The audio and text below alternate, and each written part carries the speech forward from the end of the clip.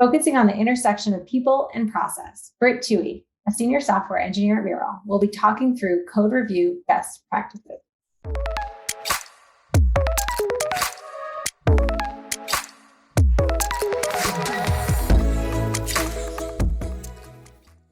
Hi, and welcome to the Mural Motion Conference.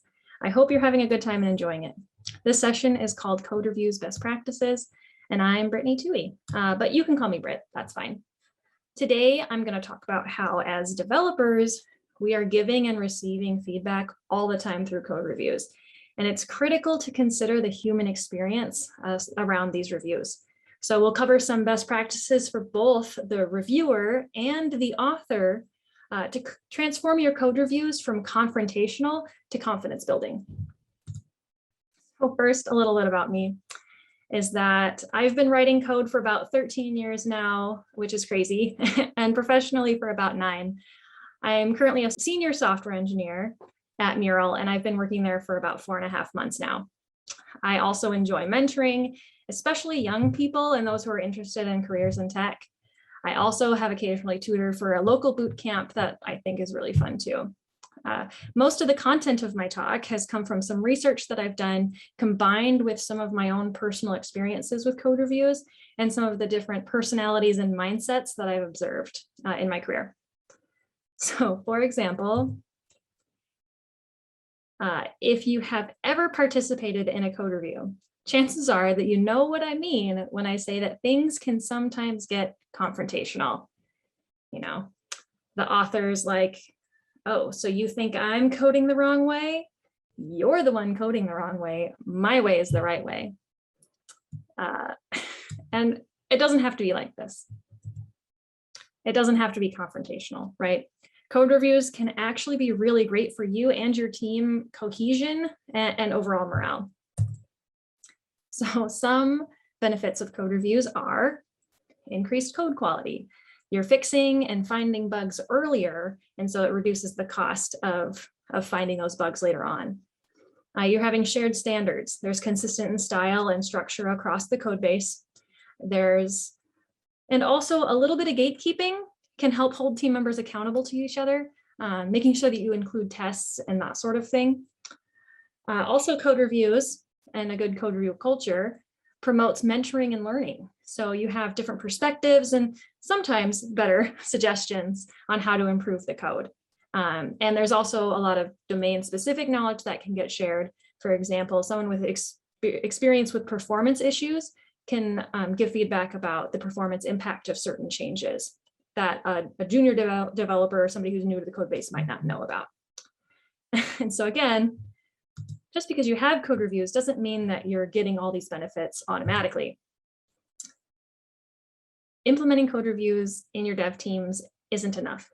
There is still a very human contribution that needs to happen to see the benefits of code reviews. Like, for example, if the developer or the author in the green box here, they aren't diligent or thoughtful as part of the code review process, and they slough off the responsibility to the reviewer to find all the errors, and at the same time, the reviewer doesn't pay close enough attention and they approve the PR without analysis, and then you're completely bypassing all of these great benefits that your team could have from a good code review culture. So we need both people, we need both of their brains and their thoughts and attention to code reviews to really get the benefits. And so first, let's focus on what the developer or the author can do to help set the stage for a successful code review. So this is one of my favorite quotes, actually. What do we live for if it is not to make life less difficult for each other? As an engineer and a developer, I write code and create technology that makes people's lives easier. It's one of the things I love about my career, right?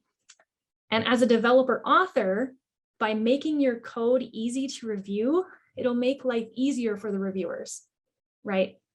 So next, I'll give an example of how not to be nice to the reviewer. Hey, I assigned you a pull request. Okay, I'll have a look. Oh, great. open the PR, it's like 326 files changed, like 1,000 lines of code to look through. And it's receiving a PR like this from the reviewer's perspective, it's just not very nice. It's very time consuming to do it well, right? It's a huge barrier to effective code reviews. This tweet sums it up pretty well, I think, and it's pretty relatable. If you see a PR with 10 lines of code, then it's easy to wrap your brain about it. So you can find a lot of different issues. But if there's a PR with 500 lines of code that have changed, it's like, it looks fine, looks good to me, right?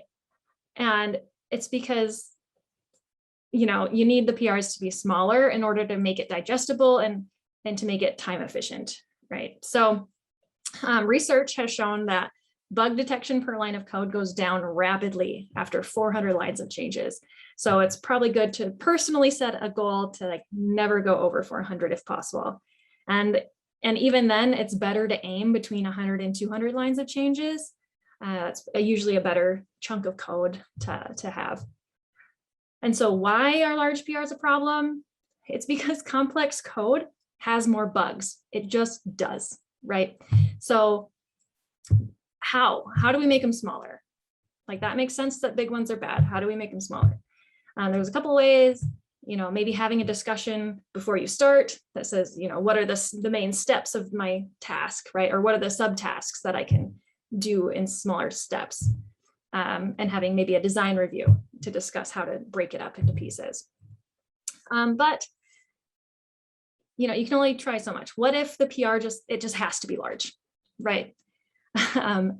Talk in person after your PR is out there, like talk in person with people, right? Like talk face to face. We're teammates. Let's act like a team. Set up a meeting to walk through some of those code changes with the reviewer or reviewers. And it's a ton more time efficient than reading that diff. So if you have that PR and you feel bad about it, like, I'm sorry that it's so big, at least do the kindness of walking them through what you were thinking with this large change, right? And it's fun because when I do this as a reviewer, the developer will often find their own issues and think out loud through their own questions. And so it's easier to understand their train of thought with the changes that they've made.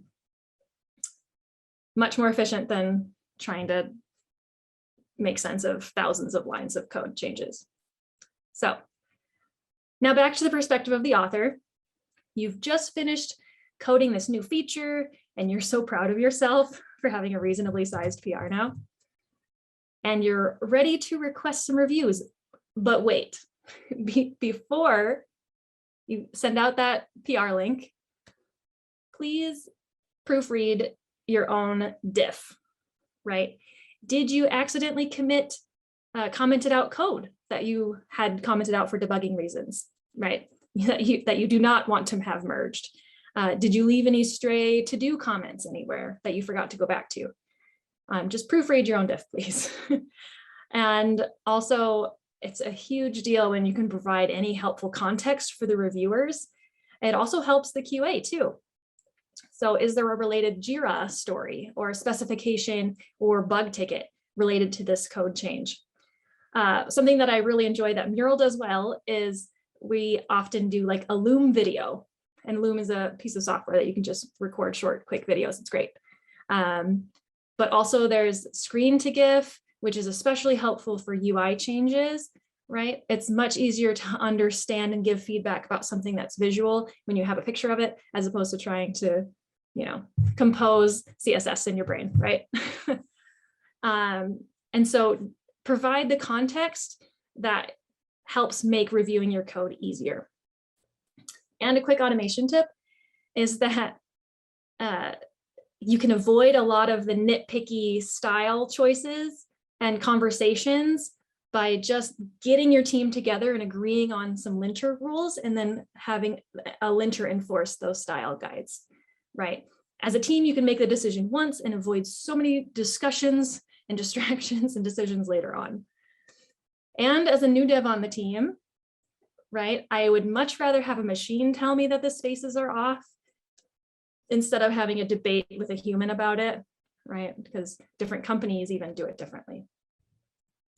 So linter, highly recommend. Very good. So author, congratulations. You've done some work to make life easier for the reviewers. And now you're ready to reach out to the team. And sometimes it can feel a little bit like this.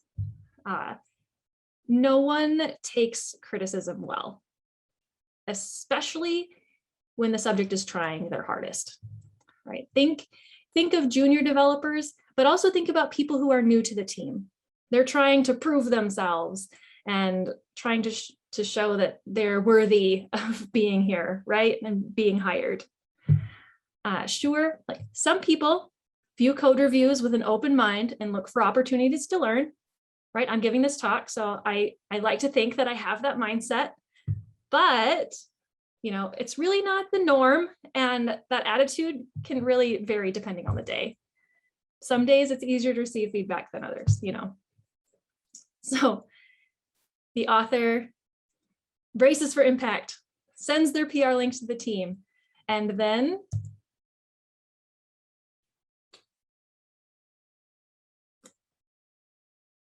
the PR just sits there without any interactions. And so first piece of advice for the reviewers is please try to review as soon as reasonable, not as soon as possible, but as soon as reasonable. It really does waste time if you don't, and it increases the likelihood of merge conflicts, which delays everything moving on through the pipeline. So please, authors, just try to be as quick as you could. That's reasonable. So okay, author, now you have the reviewer's attention. They've opened up your PR. And let's talk about the reviewer's perspective and the reviewer's goals now. As soon as the reviewer opens the PR, it's less than 400 lines of code. We're good. Okay, time to begin.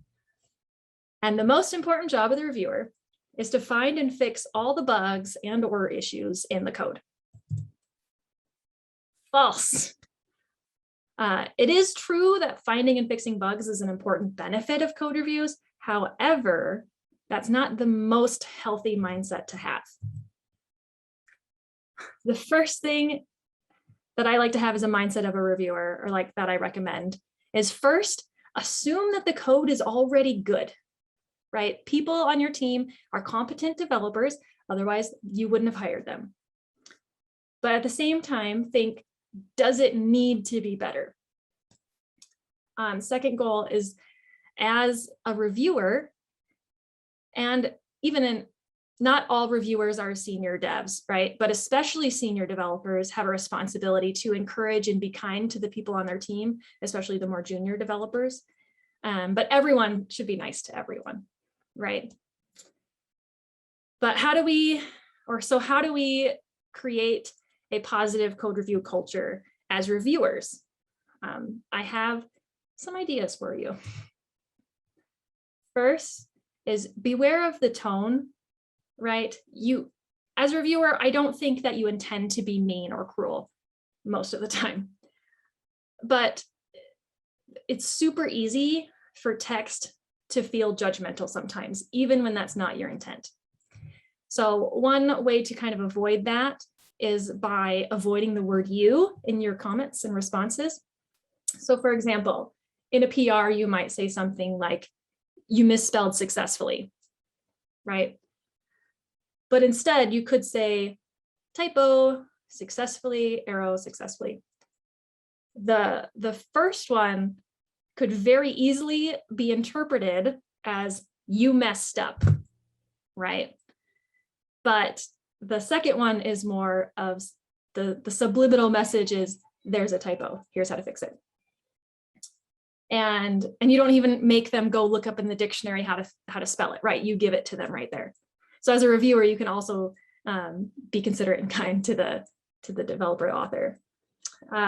Another mindset to keep in mind is that as you're creating your comments, is that these might be their changes, but it's going to be part of our code base and we're going to be in charge of maintaining it. So using the words we, our, us is another way to build community around the code and make it less about the author and the author mistakes. Get away from that sort of mindset mentality. Another thing is leave actionable comments.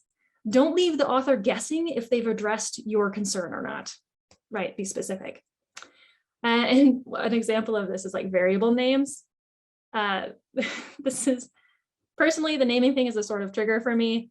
Like, naming things is hard. Like, you don't like my variable name? Don't just say like, this variable name is not right. Like, please, like, tell me something better. You don't think that I thought about this for a while? And like, if you suggest a new variable name, like, honestly, I'm probably going to agree with you because I've ran out of ideas. So please, if you don't like a variable name, don't just shoot it down. Like, suggest a new one. Like, start a conversation. Also, don't be afraid to ask questions, even as a reviewer, right? You might learn something. And this is especially true for junior developers or developers who are new to the team. If you're looking at an experienced dev PR, don't just assume since they're a senior, they must know, everything their PR must be good. Like, hop in there, ask questions. If something doesn't make sense or something looks new, it's an opportunity to learn, right? And sometimes if you have a question about something, someone else might have the same question, but they weren't brave enough to ask. So it's good to be bold and ask questions, be curious. Another tip is to use a checklist. So it's really easy to look at a PR and see what's there, but sometimes it's harder to get your brain to look at what's missing from the PR. So some things that you could potentially put in a checklist is tests. Is there comprehensive test coverage? Are there tests? You could have on your checklist talking about security, documentation, accessibility concerns, especially for UI stories, right? And performance. What impact does this story have on the or potential performance impact does it have? And another automation tip for you with GitHub, at least, is that you can create a pull request template. And so every time you create a new PR, it automatically loads up the text. And at Mural, our PR checklist includes tests and info for quality assurance to be able to verify the feature, but it also lists like typical security concerns as a checklist to make sure that you've thought about things that you might be exposing. So those are things that are really important to Mural, and I love that it's part of the PR checklist and the automatic PR template, because when it's there in the PR description, it's hard to ignore that stuff. And so you've got this checklist, so you've got lots of feedback to give, right? And I have two pieces of advice about this. If you have a piece of feedback that is similar for like a bunch of different files, don't put 10 different comments for each file. It's like throwing a lot of tiny daggers in that cartoon from earlier. Even if your comment is minor, like receiving 10 comments on your PR is kind of not great, So comment once with the change that you want them to make, and then just a simple ditto throughout, or, see other files too. And then recognize that the author is competent enough to change all of the instances of that issue without you needing to point out every single one. But what if you have a lot of different pieces of feedback and lots of different questions or concerns? Please don't write a billion PR comments. Instead, set up a time to chat with that author. Again, have this discussion face to face. The feedback will be delivered and received in a much more friendly way. People are just nicer in person, right? Or over a Zoom call, Also, when you have these conversations, don't forget to put the conclusions back in the PR, because someone else might be wondering the same thing, and it's good to have a record of that conclusion of that conversation. And they might add to that discussion even if they weren't in the meeting live. So next, try to avoid opinions. Reference external resources when possible. And I've mentioned this before, but linters are great. Like it'll save you so much time with some of those nitpicky conversations. A lot of it, which is opinion based, but as long as your whole team comes together and makes that decision, it's no longer an opinion, right? And the linter can enforce that. Another thing that's really important for making comments actionable, like I talked about earlier, is to distinguish between blocking and non-blocking comments. So how you decide to signify that distinction is up to the individuals and to the team. But personally, I'm a big fan of emojis. So blocking comments, you can use a stop sign, right? And they are things, suggestions, that requests that must be fixed before I'll approve this, before I think you should merge this, right? But non-blocking comments are more like suggestions, questions, discussions, changes that are encouraged but not necessary, you know? And of course, positive feedback can have a little sparkle. I like that one. Right, because not all comments need to be critical feedback. It's important to try to find opportunities for positive feedback as well. Remember that your goal is to build confidence in the developer, not just confidence in the code. So for example, if you notice that there's a dev who always forgets to write tests in their PR, and then one day they submit a PR that does have tests, reinforce that positive behavior. Be excited. Because what you reinforce, they'll continue to do, right? Positive. And so this is another quote that I really like. I mean, it's a tweet, I'm pretty sure, but it's specifically about code reviews. It says, sincere compliments ease the tension by demonstrating that you are their supportive teammate and not the cruel gatekeeper. And I would like to have more supportive teammates on my team and less cruel gatekeepers, right? So give compliments, be nice to one another, reinforce those positive behaviors, and it'll create a positive code review culture at your company. And the opposite of that is the bad code review culture. So, and this just might be a sign of a bad company culture overall, right? Because a bad code review culture increases imposter syndrome. New employees and junior developers, they realize that your company is not a safe and supportive learning environment for them, and they're going to leave the company. They're not going to stay, right? And it creates this negative, critical culture where people only care about who is right instead of what is right. And people in a bad code review culture, they're afraid to give feedback in the PRs. They're afraid of the reaction that the author might have. I knew a guy who was angry at anyone who requested changes to his PR or any of his PRs because it delayed his code from reaching production, right? And so people didn't want to give him feedback. And, you know, or people might be afraid of defending their ideas. Like maybe I put a lot of thought into it and that's why I did it this way. And the reviewer just, you know, they just talked about the first solution that came to their mind, you know, but instead of having a discussion, maybe I was too afraid to have that discussion. I don't have enough confidence in myself, right? Or you're afraid to give feedback because you're afraid of sounding dumb. Like, but you know what? That dumb question could lead to some important conversations. And it just would be missed if you didn't bring it up. So the unfortunate thing is code reviews can be a point of contention for your developers, but it doesn't have to be this way. When authors strive to make life easier for the reviewers, mostly by having smaller PRs, but being prepared with their code review. And when reviewers have the mindset that this code is already good, does it need to be better? And if it does, saying it in a considerate way. And when they have the goal of encouraging and being kind to the other devs on their team, then you end up with a better code and better culture and better developers. So you have better code because you build confidence in your code-based quality with cleaner code and including tests, security, performance. all those other considerations. You have a better culture because you have opportunities for mentoring and knowledge sharing. You have a safe place for discussions and learning. And the whole team is better than the sum of its individual members.